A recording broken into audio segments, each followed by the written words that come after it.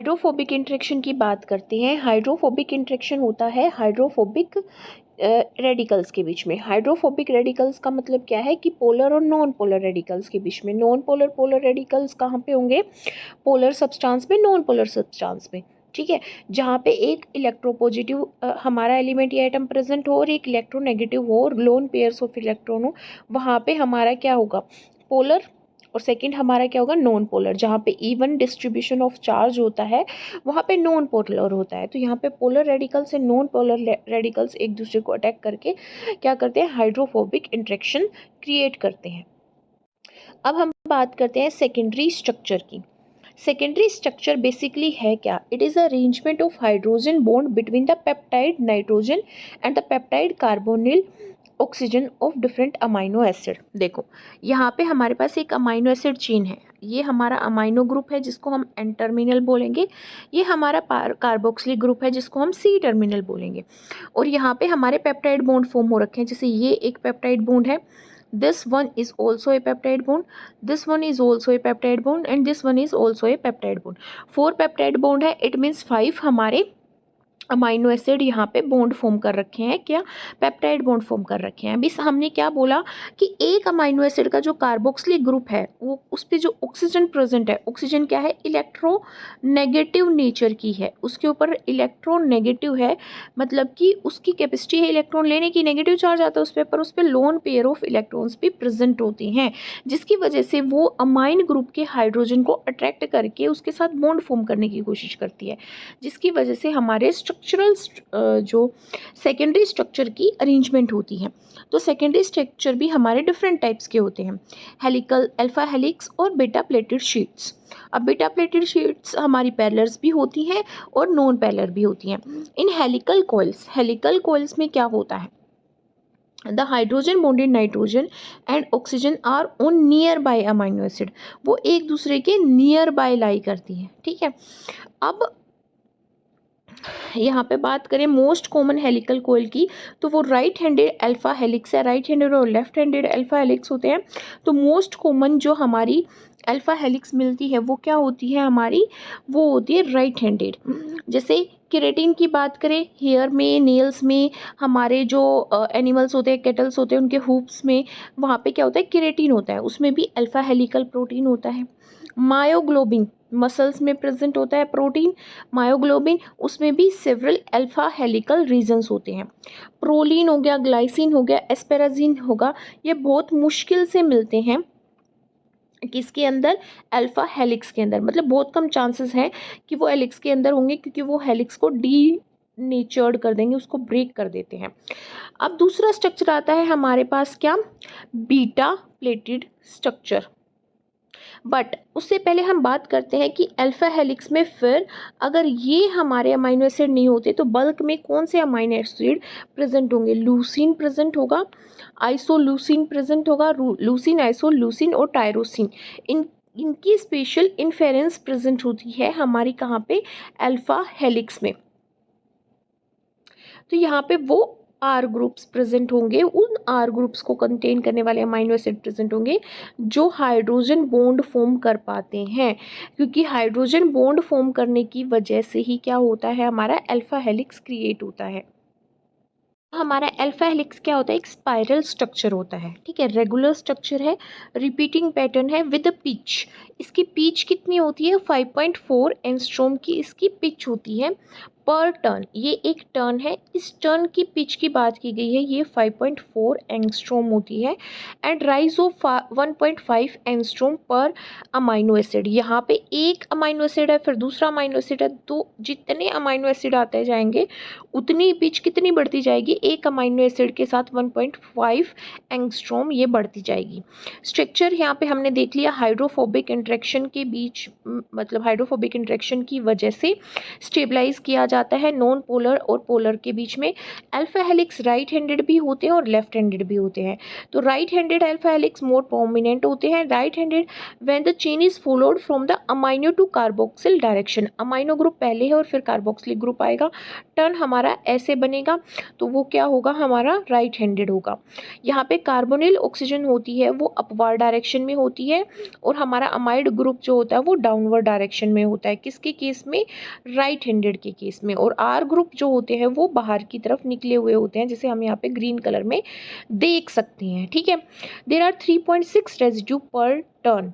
एक alpha helix में 3.6 residue होंगे, मतलब 3.6 हमारे क्या होंगे, रेजिड्यूज होंगे एक टर्न में, इस टर्न के अंदर। In other words the helix will repeat itself every 36 residue. Her 36 residue के बाद सेम हमारा क्या आ जाएगा, हेलिक्स आ जाएगा with 10 turns of the helix in that interval. तो हर एक इंटरवल में मतलब सेम आने के लिए उसको कितने टर्न लेने पड़ेंगे, 10 टर्न्स लेने पड़ेंगे, इसलिए 3.6 10 हम इसको बोलते हैं अल्फा हेलिक्स को। है हमारा टर्शरी स्ट्रक्चर। टर्शरी स्ट्रक्चर का मतलब क्या है, tertiary structure refers to 3 dimensional arrangement.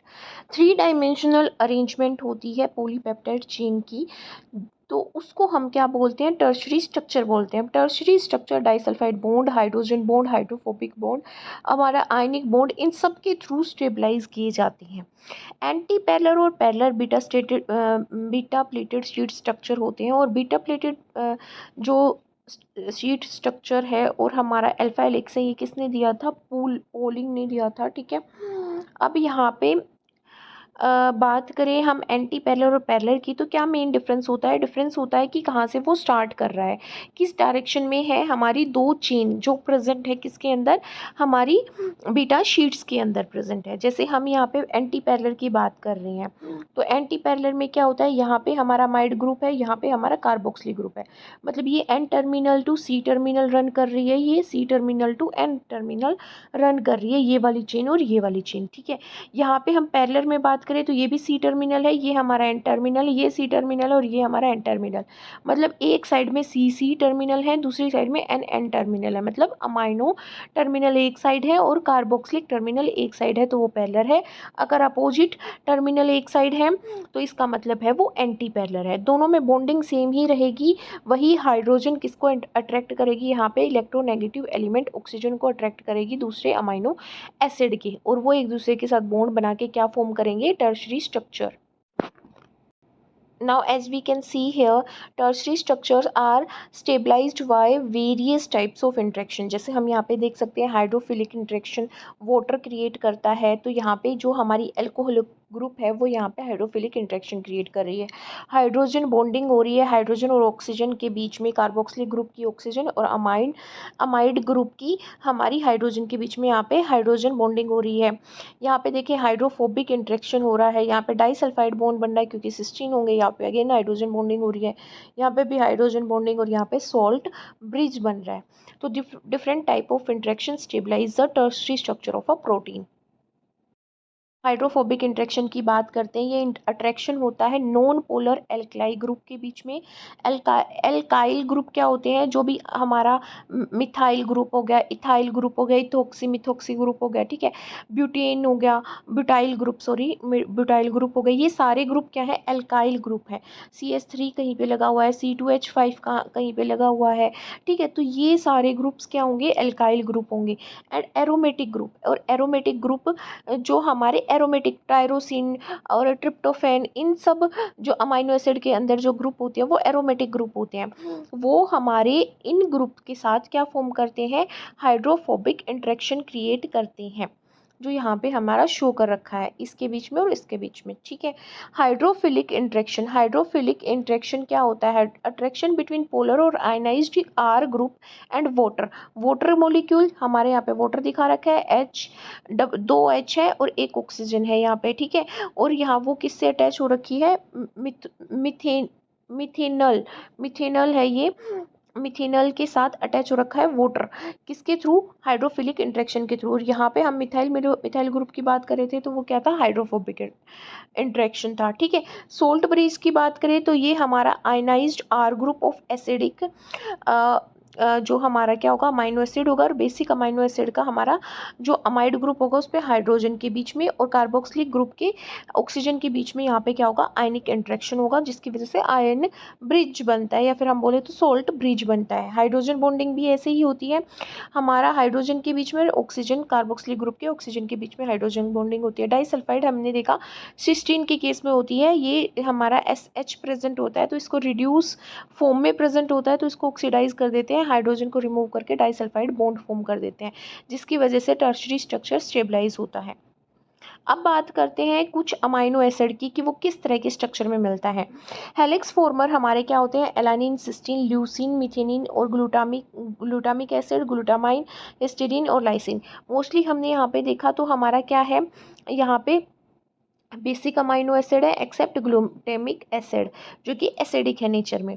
Beta formers कौन से होते हैं, valine, isoleucine, phenyl, alanine, tyrosine, tryptophan and threonine, ये हमारे बीटा फॉर्मर है। सीरीन है, ग्लाइसिन है, एस्पार्टिक एसिड, एस्पेराजिन, प्रोलिन, ये हमारे टर्न्स में मिलते हैं, टर्न्स में। जैसे ये अल्फा हेलिक्स हो गए तो यहाँ पे बीच में जो टर्न होगा उसमें प्रोलिन, एस्पेराजिन, एस्पार्टिक और ग्लाइसिन, सीरीन ये सब मिलेंगे, ठीक है। कोई भी रिलेशनशिप नहीं होती केमिकल नेचर में अमाइनो एसिड की साइड चेन के एंड अमाइनो एसिड का स्ट्रक्चर किस फॉर्म में अरेंज था उसके बीच कोई भी रिलेशन नहीं होती, मतलब उसका केमिकल नेचर क्या है और उसमें अमाइनो एसिड किस फॉर्म में अरेंज हो रखे हैं, वो प्राइमरी स्ट्रक्चर फॉर्म कर रहे हैं, सेकेंडरी कर रहे हैं, टर्शरी कर रहे हैं, क्वाटरनरी कर रहे हैं, या टर्न फॉर्म कर रहे हैं, डोमेन फॉर्म कर रहे हैं, क्या फॉर्म कर रहे हैं, इसके बेसिस पे उसकी केमिकल प्रॉपर्टी डिसाइड नहीं की जाती। फॉर एग्जाम्पल ग्लूटामेट और asparagine are closely related chemically, ठीक है, कैन ऑफर बी इंटरचेंज, हम किसी भी प्रोटीन में उनको बिना प्रोटीन को अफेक्ट करे चेंज कर सकते हैं, बट जो फॉर्मर है वो हेलिक्स में मिलता है, अल्फा हेलिक्स में, और जो पर हमारा एस्पार्टिक एसिड किस में मिलता है, टन्स में मिलता है। रेशनलाइजिंग द फैक्ट दैट जो हमारा ग्लाइसिन है और प्रोलिन है वो टन्स में मिलता है, क्योंकि वो क्या करते हैं, प्रोलिन तो हमारा क्या करता है, अल्फा हेलिक्स को ब्रेक करता है, डीनेचर करता है। ग्लाइसिन में एक ही हाइड्रोजन होती है आर ग्रुप की जगह पे, मतलब साइड चेन में सिर्फ हाइड्रोजन होती है, इसीलिए ये मोर फ्लेक्सिबल है than other amino acid. Flexibility की वजह से ये टर्न फॉर्म करता है सेकेंडरी स्ट्रक्चर एलिमेंट के बीच में, जैसे यहाँ पे हमारा हेलिक्स हो गया, यहाँ पे हेलिक्स हो गया, बीच में क्या होगा, टर्न होगा, तो वहाँ पे ग्लाइसिन मिलेगा, क्योंकि ये फ्लेक्सिबल है। फ्लेक्सिबल क्यों है, क्योंकि सबसे छोटा इसके पास क्या है, ग्रुप प्रेजेंट है, वो है हाइड्रोजन। कन्वर्सली प्रोलिन वो सेकेंडरी अमाइनो ग्रुप कंसिस्ट करता है, ठीक है, अमाइडल जो ग्रुप होता है इसमें तो ये रिजिड पेप्टाइड बॉन्ड फॉर्म करता है, इसलिए ये अकोमोडेट नहीं कर सकता ना अल्फा हेलिक्स को ना बीटा हेलिक्स को। स्ट्रक्चर की बात करते हैं, ये अरेंजमेंट होती है प्रोटीन की सब यूनिट्स की, मतलब वही होगा कि भी प्रोटीन अल्फा हेलिक्स में फॉर्म हो गया, बीटा प्लेटेड शीट में फॉर्म हो गया, अब बहुत सारी बीटा प्लेटेड या अल्फा हेलिक्स की जो सब यूनिट है वो एक साथ ज्वाइन कर गई तो क्वाटरनरी स्ट्रक्चर फॉर्म हो गया।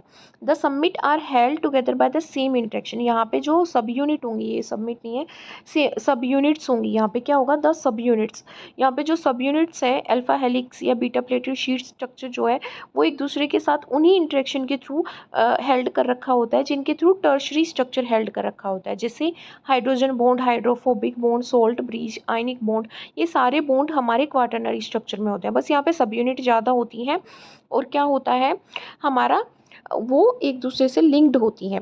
N association of two protein is called a dimer, 3 protein का है तो ट्राइमर और 4 प्रोटीन का है तो टेट्रामर, 5 का है तो पेंटामर, ऐसे हम बोल देते हैं उसको, कितनी उसमें सब यूनिट प्रेजेंट है उसके अकॉर्डिंग। फॉर एग्जांपल हीमोग्लोबिन की बात करें तो ये टेट्रामर है, 2 अल्फा सब यूनिट है, 141 अमाइनो एसिड रेजिड्यू कंसिस्ट करती है और 2 बीटा सब यूनिट है, 146 अमाइनो एसिड रेजिड्यू को कंसिस्ट करती है। तो ये सब यूनिट स्ट्रक्चरली सिमिलर होती हैं, सेम साइज की होती है। कोऑपरेटिवली का है मतलब ये होता है कि एक एक्टिवेट होगी तो दूसरी भी एक्टिवेट होगी, मतलब एक की फंक्शनिंग दूसरे की फंक्शनिंग को अफेक्ट कर रही है, उसको बोलते हैं कोऑपरेटिवली फंक्शन करना।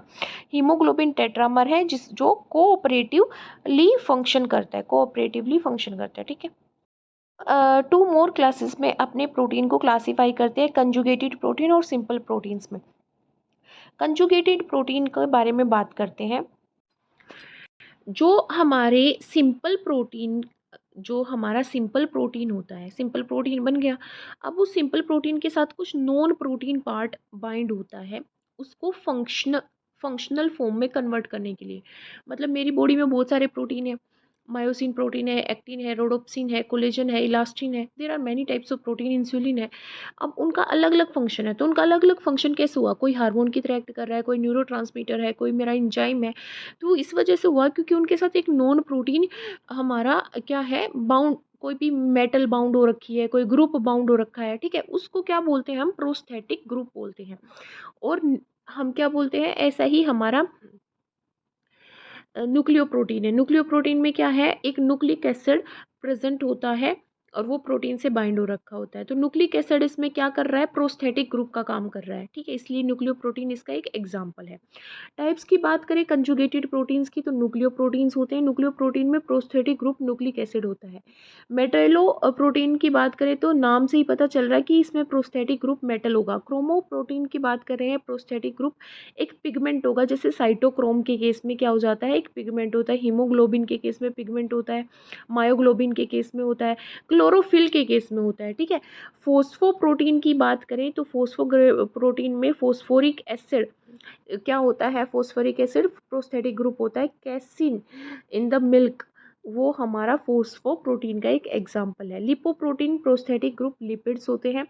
ये हमारी क्या होते हैं, प्लाज्मा मेम्ब्रेन की फॉर्मेशन में मेजर रोल प्ले करते हैं। ग्लाइकोप्रोटीन्स हमारे कार्बोहाइड्रेट को कंसिस्ट करते हैं एज अ प्रोस्थेटिक ग्रुप। हम सिंपल प्रोटीन्स की बात करते हैं। These are composed of amino acids only. पर ये टू टाइप्स के होते हैं। एनिमल्स में बात करें तो ग्लोबुलर प्रोटीन स्मॉल साइज के होते हैं और ये पानी में सोलुबल होते हैं, वाटर सोलुबल होते हैं, मतलब हाइड्रोफिलिक नेचर होता है। कोएगुलेट नहीं होते हीट के थ्रू। कोएगुलेशन का मतलब है गुच्छा फॉर्म हो जाना।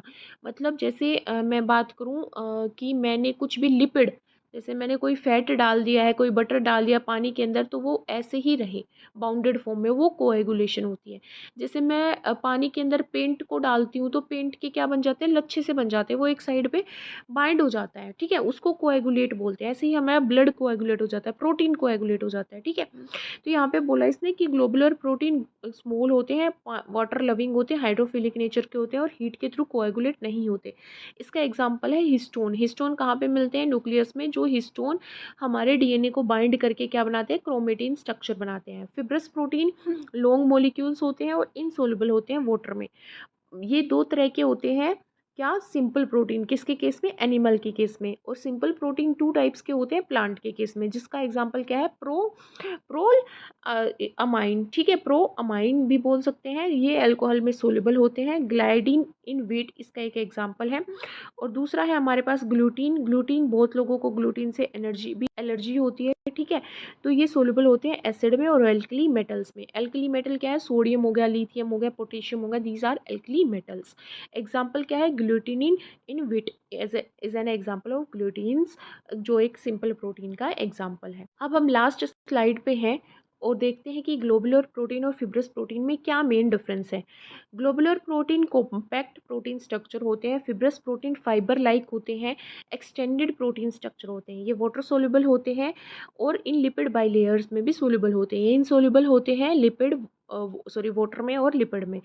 Lipid not in lipid, in lipid bilayer they are insoluble.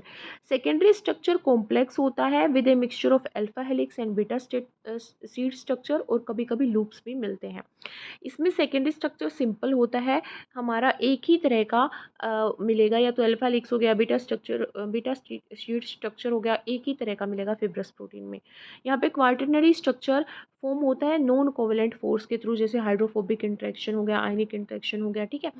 यहाँ पे क्वार्टरनरी स्ट्रक्चर कोवेलेंट ब्रिज के थ्रू बनाया जाता है। फंक्शंस हर तरह से होते हैं, जैसे मेटाबॉलिज्म मैंने आपको बताया था, कैटाबॉलिज्म एंड एनाबॉलिज्म। किसी चीज़ का डाइजेस्ट होना है वो कैटाबॉलिज्म हो गया, और उस डाइजेशन के बाद जो हमारी मोनोमेरिक यूनिट आ रही है, जैसे अमाइनो एसिड आ गए, ग्लूकोज आ गई, उनको लेके कुछ नया फॉर्म करना एनाबॉलिज्म। तो मेटाबॉलिज्म से हमारी बॉडी में क्या होता है? एब्जॉर्ब, डाइजेशन होता है और एसिमिलेशन होता है। तो मेटाबॉलिज्म के लिए यहाँ पे इंजाइम रिस्पॉन्सिबल है, ट्रांसपोर्ट सिस्टम रिस्पॉन्सिबल है, इम्यून प्रोडक्शन, हार्मोन्स, ठीक है। ये सब किसके थ्रू फंक्शन परफॉर्म किए जाते हैं, या फिर हम ये कह सकते हैं कि ग्लोबुलर प्रोटीन फंक्शन परफॉर्म करता है as an enzyme, transport material, immune protection में और हार्मोन्स की फॉर्मेशन में। फिब्रस प्रोटीन की बात करें तो they function in the structure of cell, जैसे टेंडन्स बनाएंगे, बोन्स बनाएंगे, मसल्स बनाएंगे, लिगामेंट्स बनाएंगे, हेयर बनाएंगे, स्किन बनाएंगे। फिब्रस प्रोटीन का एग्जांपल है हमारा कोलेजन एंड इलास्टिन।